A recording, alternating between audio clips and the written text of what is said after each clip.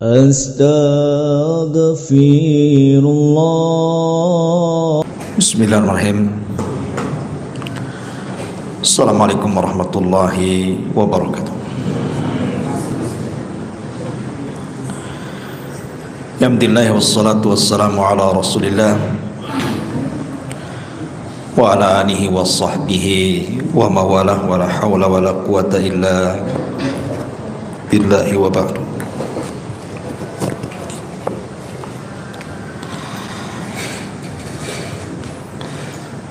Alhamdulillah, di malam hari ini bisa duduk untuk bertalabul ilmi dan kita masih meneruskan kajian kita, masih membahas tafsir dari surah Al-Baqarah dan kita masuk pada ayat ke-104. A'udzubillahi minasyaitonirrajim. Bismillahirrahmanirrahim. Ya ayyuhalladzina amanu la taqulu ra'ina wa qul unzurna wasma'u walil kafirina adzabun alim. Wahai orang-orang yang beriman, janganlah kamu mengatakan ra'ina, tetapi katakanlah unzurna, dan dengarkanlah.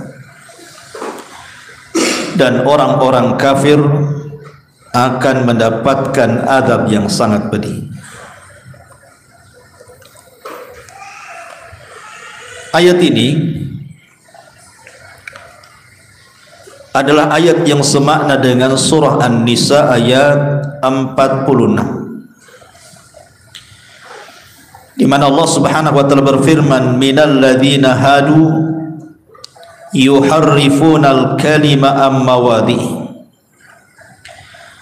wa yaquluna sami'na wa asayna wasma' ghaira musma'in wa ra'ina layam bi alsinatihim wa ta'nan fid din walau annahum qalu sami'na wa ata'na wasma wanzurna lakana khairan lahum. Di antara orang-orang Yahudi ada yang mengubah perkataan dari tempat-tempatnya. Mereka berkata, kami mendengar tetapi kami membangkang. Mereka mengatakan pula, dengarkanlah, sedangkan engkau wahai Muhammad sebenarnya tidak mendengar apapun. Mereka mengatakan ra'ina dengan memutarbalikkan lidahnya dan mencela agama. Seandainya mereka mengatakan kami mendengar dan patuh, dengarkanlah dan perhatikanlah kami, tentulah itu lebih baik bagi mereka dan lebih tepat.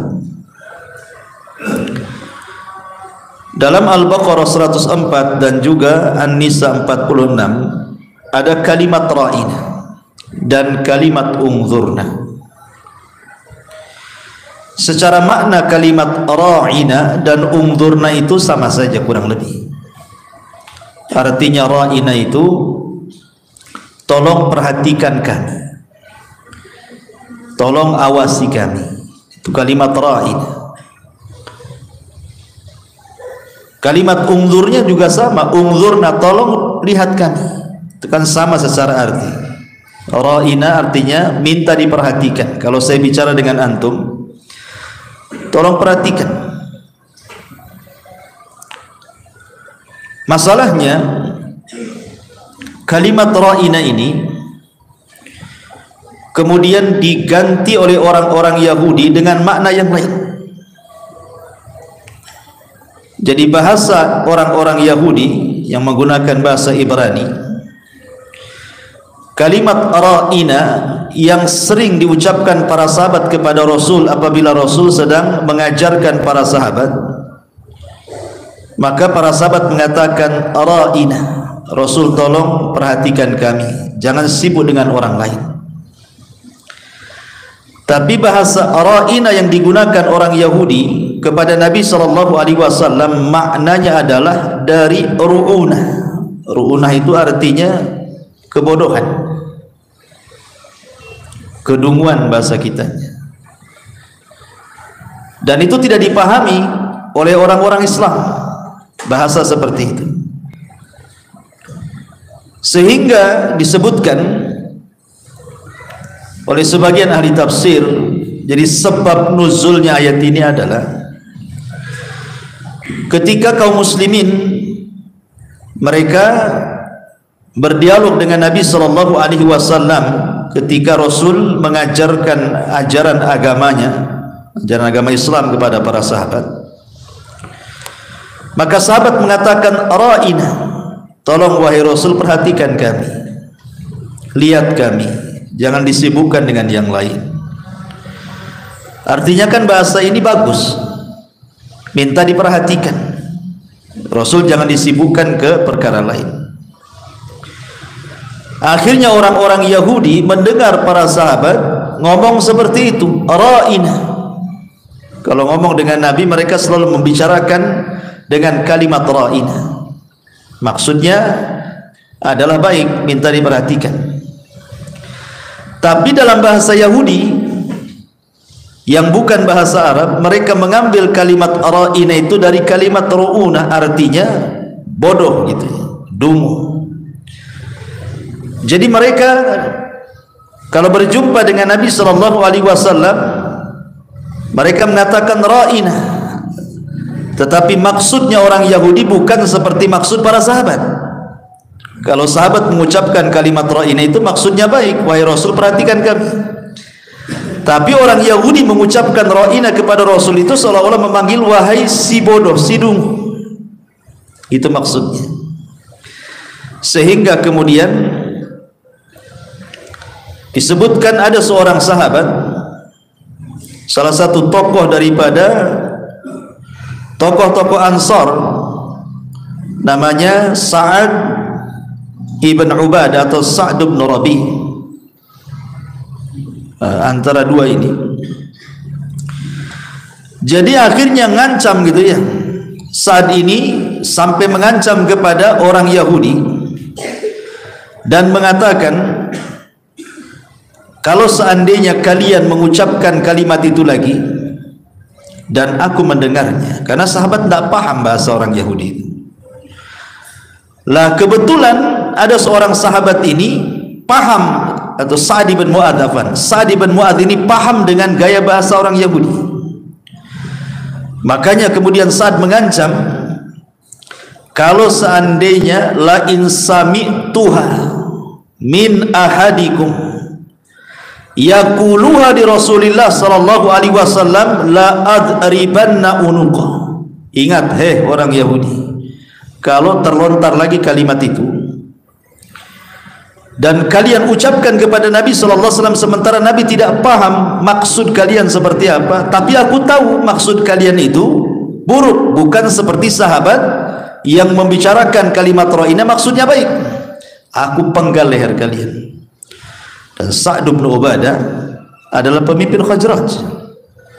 Takut orang Yahudi. Tiba-tiba kemudian orang-orang Yahudi mengatakan, awalastum taquluna, lah bukankah kalian juga mengucapkan kalimat itu? Di hadapan Rasul kalian juga mengatakan ra'ina, tolong perhatikan kami wahai Rasul. Tapi Sa'ad bin Ubadah mengatakan, iya, maksud para sahabat baik, tapi maksud kalian ra'ina itu artinya lain. Kalian hendak mengatakan kepada Rasul itu wahai dungu, wahai bodoh, bukan gitu ya. Maka kemudian hal ini sampai kepada Nabi SAW, turunlah ayat ini, ya ayyuhalladzina amanu, hai orang-orang yang beriman. Di dalam Al-Quran kata Abdullah bin Mas'ud radhiyallahu anhu, kalau ada ayat diawali dengan ya ayyuhalladzina amanu, apa kata beliau? Far'iha sam'ah, maka kalian harus fokus mendengarkan kalimat yang jatuh setelahnya. Kenapa? Karena immal khairu tu'mar bihi wa imma syarru tunha anhu. Karena biasanya kalimat setelah ya ayyuhalladzina amanu boleh jadi sebuah kebaikan yang diperintahkan Allah, atau boleh jadi kalimat itu sebuah keburukan yang kalian harus meninggalkan darinya. Berarti kalimat ya ayyuhalladzina amanu jangan disepelekan, sebab nanti kalimat setelahnya boleh jadi datang sebuah perintah atau datang sebuah larangan. Kata Abdullah bin Mas'ud, seperti di sini ya ayyuhalladzina amanu la taqulu ra'ina, kalian tidak boleh mengucapkan kalimat ra'ina lagi. Awalnya kalimat ini biasa diucapkan para sahabat karena maknanya bagus. Tolong perhatikan kami, tolong lihat kami Rasul, tolong rawat kami, ya gitu. Tiba-tiba didengar oleh orang Yahudi kalimat ini kebetulan ada makna yang berbeda, yang buruk di dalamnya menurut bahasa mereka Yahudi. Dipakai pula oleh orang Yahudi kalau ngomong dengan Rasul mengatakan ra'ina, tapi maksudnya bukan seperti para sahabat, maksudnya ngejek. Ra'ina itu maksudnya apa? Wahai si bodoh, wahai si ahmak, si dungu, gitu maksudnya. Rasul tidak paham bahasa Yahudi, disangkanya sama dengan sahabat kan artinya. Kemudian Sa'd bin Ubadah melaporkan bahwa kalimat itu menurut orang Yahudi itu kalimat kotor. Maka turun ayat ini, orang-orang yang beriman, jangan lagi kalian mengucapkan ra'ina lagi, tapi ambil kalimat lain yang tidak memiliki makna kecuali itu. Apa itu? Ungzurna, sama maknanya. Tapi kalimat ungzurna dalam bahasa Yahudi tidak memiliki arti kotor gitu ya. Ya ungzurna cuma satu makna, coba lihat kami, wasmau dan dengarkan. Kemudian Allah mengancam karena orang-orang Yahudi ini sudah mengucapkan ra'ina dalam rangka mengejek Rasul, maka Allah tutup ayatnya walil kafirina adzabun alim. Berarti orang Yahudi yang mengucapkan ra'ina kepada Rasul dianggap kafir. Kalimat ra'ina kalau tujuannya seperti orang Yahudi mengejek Rasul, bukan seperti makna yang dihendaki para sahabat, maka ini kalimat kekafiran karena di dalamnya mengejek Nabi SAW. Bisa dipahami enggak? Pemutar-mutar saya ngomong ini. Ma'asyiral muslimin yang dimuliakan Allah Azza wa Jalla. Sebenarnya kebiasaan Yahudi ini, biasa mereka itu kadang-kadang menggunakan bahasa-bahasa samar untuk mengejek Nabi. Contoh, Aisyah radhiyallahu anha menceritakan, dakhala rahtun minal yahudi ala Nabi sallallahu alaihi wasallam. Pernah suatu ketika ada rombongan Yahudi masuk ke rumah Nabi, bertamu ke rumah Nabi. Faqalu, maka mereka ramai-ramai mengatakan assamu alayka, assamu alayka, bukan assalamu alayka tapi assamu alayka. Fafahimtuha, maka kata Aisyah radhiyallahu anha, aku pun paham dengan bahasa itu. Kemudian Aisyah mengatakan alaikumussamu wal la'nah, kata, justru kepada kalian asam dan juga laknat, kata Aisyah. Faqala Nabi sallallahu alaihi wasallam, kemudian Rasul mengatakan kepada Aisyah, mahlan ya Aisyah, pelan-pelan ngomongnya, jangan keras, kata. Fa innallaha yuhibbur rifqa fil amri kulli, karena Allah itu senang orang yang melakukan kelembutan dalam segala hal. Faqultu, maka aku katakan, kata Aisyah, ya Rasulullah, awala tasma ma qalu, kau kan dengar apa yang mereka katakan. Kata Nabi sallallahu alaihi wasallam, faqad qultu alaikum, kan saya sudah jawab dengan sebutan wa alaikum, titik. Maksudnya gimana? Kalimat assalamu alaikum itu maknanya bagus, keselamatan bagi kalian. Tapi kalau assamu alaikum ini maknanya kebinasaan. Sam itu diambil dari racun. Jadi assamu alaikum itu mudah-mudahan kau mati, itu maksudnya. Kalau assalamu alaikum mudah-mudahan kau selamat, kan beda artinya tuh. Yang satu suruh mati, yang satu suruh selamat, kan gitu. Barat timur artinya. Assalamu alaikum. Maka Aisyah enggak tahan tuh kalimat itu. Aisyah mengatakan wa alaikussam wa la'nah. Kalian saja yang mati dan semoga kalian dilaknat. Ditambah lagi dengan laknat sama Aisyah. Kata Rasul, pelan-pelan. Keras sekali kau jawab, kata Aisyah. Rasul, kau dengar apa yang mereka ucapkan? Iya, saya dengar. Kan sudah saya jawab wa alaikum. Artinya apa? Kamu saja yang mati, itu maksudnya. Rasul tidak mengatakan waalaikumsalam. Cukup waalaikum, kau saja yang kena sam itu, yang kena mati itu. Lihat orang Yahudi. Orang Yahudi seperti ini. Mereka menggunakan bahasa-bahasa yang terkadang bahasa-bahasa itu dalam rangka mengejek Nabi. Subhanallah. Kebiasaan orang-orang Yahudi ini sudah ada sejak zaman Bani Israel. Ingat ketika saya berkisah tentang kisah Yusa ibn Nun. Yusa ibn Nun, seorang nabi yang menggantikan Nabi Musa dan Harun setelah kematiannya. Dialah yang membawa Bani Israel yang tadinya menjadi umat pengecut menjadi umat pemberani. Ketika 40 tahun mereka di negeri linglung tidak bisa keluar, akhirnya Musa pun wafat, Harun pun wafat, maka Bani Israel dipimpin Yusa ibn Nun berhasillah mengalahkan orang-orang Arihah, bahkan bisa masuk ke Baitul Maqdis. Ketika mereka masuk Baitul Maqdis ini dibawa oleh Yusa ibn Nun, Allah Subhanahu wa taala gambarkan dalam Al-Baqarah 58. Wa idh qulna dkhulu hadhihi al-qaryata faqulu minha haitsu syi'tum ragadah wadkhulul baba sujjadan wa qulu hittatun naghfir lakum khatayakum wa sanazidul muhsinin.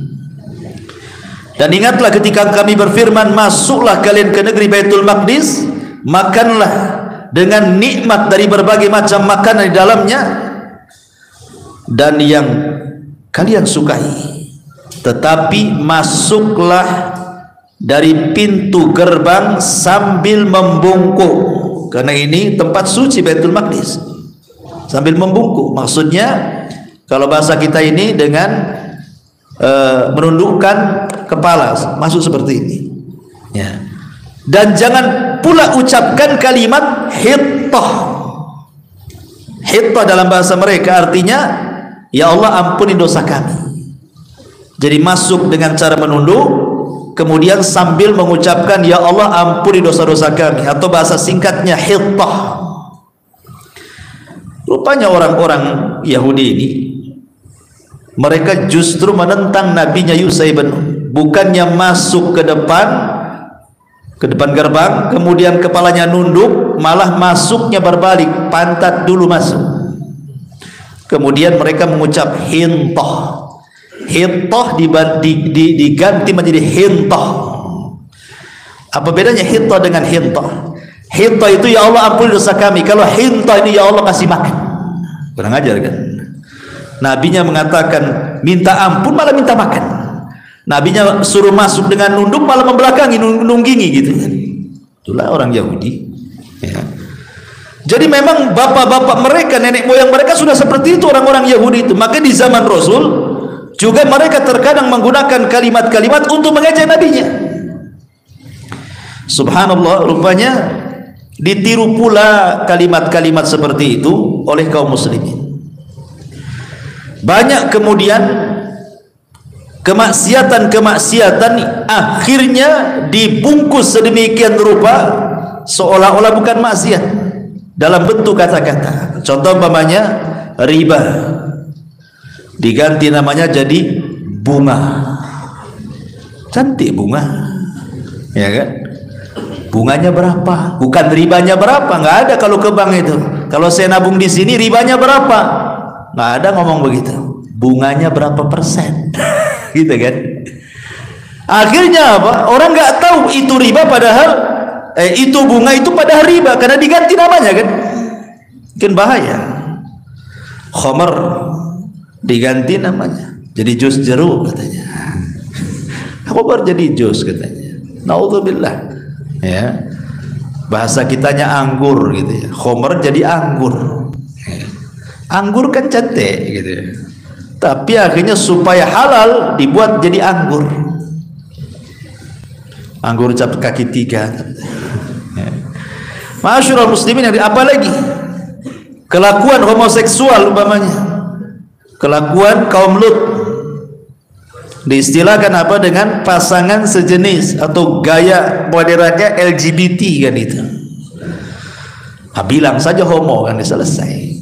Pengen pula kemudian supaya orang tertarik, gay apa? Bilang aja banci kaleng selesai. Ya, susah kali dibilang gay, enak kali dibilang gay, banci kaleng, selesai itu. Ya, kaleng rusak gitu. Ma'asyiral muslimin yang dimuliakanlah, termasuk juga dalam keseharian kita, ma'asyiral muslimin yang dimuliakan Allah Azza wa Jalla. Ada bahasa-bahasa itu yang mungkin kasar dalam daerah lain, tapi boleh jadi tidak kasar di daerah lain kan? Contoh umpamanya apa ya? Orang Sunda, saya kan orang Sunda ya. Saya pernah juga tinggal di Bali, kerja dulu. Jadi dalam bahasa Sunda itu ada orang Sunda sini? Ada orang Sunda? Ada. Itu orang Sunda. Dalam bahasa Sunda itu ada namanya cicing. Cicing sia, itu kan kasar. Cicing sia itu artinya diam kau, itu bahasa kitanya. Gitu ya. Bahasa Sundanya cicing, bahasa Balinya anjing. Jadi kalau kita katakan di Bali cicing sia artinya anjing kau gitu. Paham nggak? Itu kadang-kadang antum harus paham bahasa-bahasa seperti itu. Kadang-kadang di daerah lain bagus bahasanya kan, tapi di daerah lain kasar pula. Ini kan kalimat-kalimat ini harus dipahami, jangan sembarang ngomong. Antum namanya kenyang. Kenyang ini dalam bahasa Indonesia paham, makan kenyang, ya kan? Tapi kalau di Bali bilang kenyang, hati-hati. Maaf, ini bicara tentang kemaluan. Ya, bisa marah orang Bali dibilang kenyang itu, ya kan? Ya, jadi kalimat-kalimat ini harus dipahami. Ya, walaupun pamannya di Jawa kan sama juga. Jawa, Medan, itu kadang-kadang kalau tidak paham bahasanya, itu kadang-kadang lain pula maknanya. Ya, kan ada iklan dulu itu. Ada orang jual es, gimana iklannya itu? Beli 1 gelas, kata orang Jawa, sampun telas. Iya, 1 gelas katanya kan. Dikiranya sampun telas 1 gelas. Sampun telas habis lah, ya kan? Kadang-kadang kan tidak ketemu tuh bahasa. Sampun telas dibilang segelas. Oh, botenet enenten. Iyalah pakai santan katanya. Beda lagi. Ya. Oh, dasar wong Medan. Iya sih orang Medan katanya kan. Nggak ketemu kan 1 2 ini. Kadang-kadang bahasa-bahasa seperti itu nggak nyambung. Ya. Makanya orang itu harus menjaga bahasa. Kalau memang ada bahasa yang lebih halus, jangan pula menggunakan bahasa kasar. Ini meniru orang Yahudi. Ma'asyiral muslimin yang dimuliakan Allah Subhanahu wa taala. Maka dalam ayat ini banyak faedah yang kita bisa petik. Pertama, larangan tasyabbuh. Tidak boleh tasyabbuh dengan Yahudi, walaupun sampai ke kata-kata. Tidak boleh tasyabbuh dalam pakaian, tidak boleh tasyabbuh dalam budaya, tidak boleh tasyabbuh dalam penampilan, termasuk dalam kata-kata. Makanya ketika orang Yahudi mengatakan ra'ina, sahabat juga mengatakan ra'ina. Ini mirip nih, sama-sama mengatakan ra'ina, tapi maksudnya para sahabat ra'ina itu bagus, tapi maksudnya Yahudi tidak bagus. Maka diturunkan ayat, jangan kalian mengucapkan ra'ina lagi. Jadi ketahuan kalau Yahudi mengucapkan ra'ina, hanya dia saja, berarti mengejek Nabi. Ini tidak boleh tasyabbuh sampai ke kata-kata. Nah, karena sekarang ini kata-kata kadang-kadang tidak paham kan, banyak kata-kata kita tidak paham tuh anak-anak muda sekarang itu. Ya, meniru-niru orang-orang kafir. Kemudian yang kedua, tidak boleh mengejek orang lain walaupun lewat sindiran. Nggak boleh. Nggak boleh, kan banyak itu ngejek orang lain itu dengan sindiran. Kemudian yang ketiga, terkadang perkara mubah itu bisa jadi haram. Kalimat ra'ina ini boleh-boleh saja asalnya kan, tapi ketika ada makna yang jelek yang diucapkan Yahudi, tidak boleh diucapkan lagi, jadi haram, tidak boleh. Ya umpamanya dalam bahasa kita orang Jawa bilang kalimat deso. Deso itu apa? Kayak orang desa, ya kan? Deso ya. Kalimat deso ini bisa dua makna, bisa baik, bisa tidak baik. Kalau maksudnya deso itu ya saya orang desa, iyalah saya dari desa, kan bagus kan? Oh tapi kalau antum nadanya dasar wong deso, kan nggak bagus. Maksudnya saya ini orang kota tapi perilakunya orang desa kan? Nah itu namanya nyindir namanya kan? Nggak boleh itu. Kadang satu kalimat ini tergantung intonasi itu. Nah makanya antum harus paham bahwa ada perkara-perkara itu tadinya mubah jadi haram karena konotasi ataupun mungkin intonasi yang merubah makna. Kemudian juga seperti tadi saya katakan, terkadang ada satu bahasa itu mungkin di daerah lain baik tapi di daerah lain tidak baik, maka cukuplah diucapkan di daerahnya saja, jangan diucapkan di daerah lain. Kadang-kadang bahasa kamu dengan kau saja itu sudah kasar. Orang Medan biasa, kau mau kemana? Kalau di Jawa Barat sana dibilang kau, itu udah kasar. Kamu, nah itu baru lembut kan itu ya. Kadang-kadang nggak cocok tuh. Mungkin daerah lain biasa-biasa saja, tapi daerah lain itu bisa jadi kasar. Makanya hati-hati. Nah ini orang Yahudi kadang-kadang seperti itu. Ya. Kemudian juga tidak boleh mentertawakan. Kalau ada orang ngejek tidak boleh mentertawakan, karena kan asbab nuzulnya ini.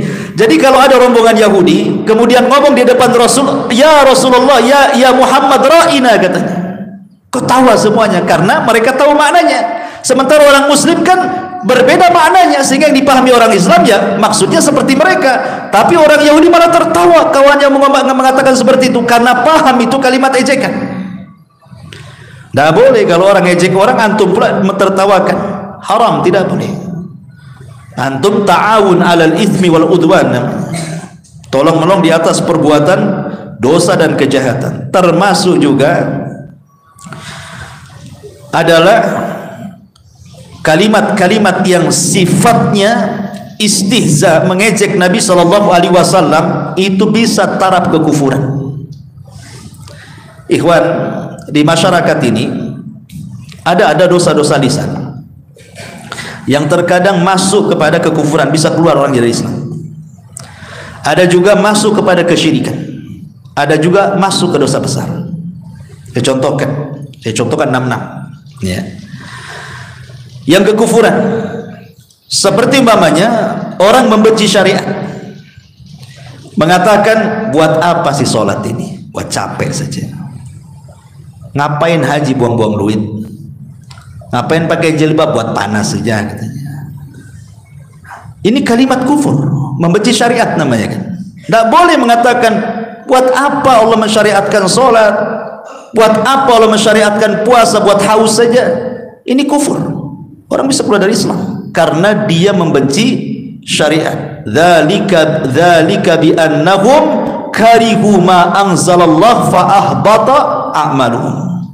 Allah mengatakan karena yang demikian itu mereka sudah membenci apa yang Allah turunkan, Allah batalkan amalannya. Hati-hati satu. Yang kedua, contoh yang lain, menghalalkan yang haram atau mengharamkan yang halal. Ayo mabuk yuk. Saya nggak pernah mabuk, tapi kalau kamu ingin mabuk ya silahkan, nggak apa-apa. Ya.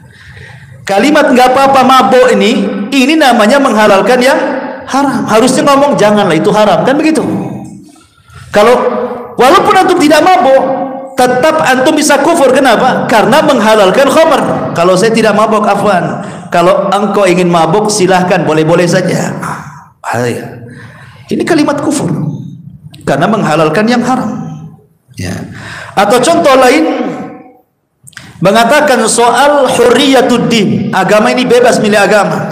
Sekarang banyak ya bersumber dari orang-orang liberal mengatakan bahwa kita ini bebas milih agama, jangan dipaksa. Ya. Biarkan saja orang mau masuk Islam, mau masuk Hindu, Nasrani, biarkan saja, sibuk kali kalian. Kalimat seperti ini nggak boleh. Nggak boleh kalimat seperti, kan umum kalimat ini. Nggak apa-apa, biarkan saja mereka masuk ini agama ini. Tidak, Islam itu satu-satunya agama yang hak. Inna dina indallahil Islam. Wa man yabtaghi ghairil islami dinan falan yuqbala minhu wa huwa fil akhirati minal khasirin. Agama satu-satunya yang diridhoi Allah Islam. Siapa yang mencari agama selain daripada Islam tidak diterima, rugi dia. Jelas Quran mengatakan tidak ada kebebasan mencari agama. Tidak ada. Agama satu-satunya Islam. Kemudian juga umpamanya mengatakan undang-undang lebih baik. Undang-undang buatan manusia jauh lebih baik daripada undang-undang Al-Quran dan Sunnah, dan mengatakan undang-undang kita ini lebih baik daripada undang-undang Al-Quran dan Sunnah. Coba kalau diterapkan undang-undang Quran Sunnah, yang maling potong tangan, yang zina yang sudah meninggal, yang sudah menikah dirajam sampai mati, sadis sekali itu.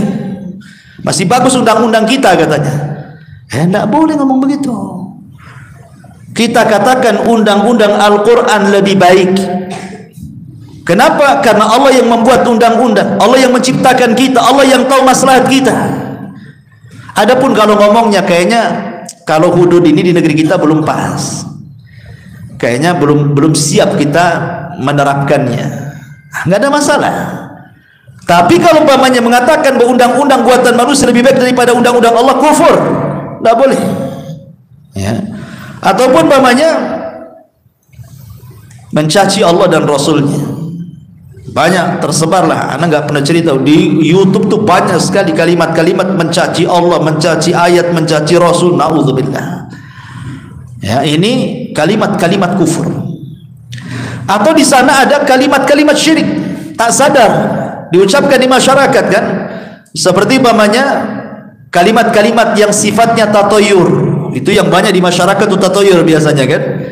Tatoyur itu menjadikan sial ataupun untung kepada sesuatu yang dilihat, didengar, dibayangkan, diimpikan dan yang lainnya. Seperti antum habis mimpi buruk umpamanya kan, kebayang sampai selesai tidur, bangun tidur masih kebayang tuh mimpinya.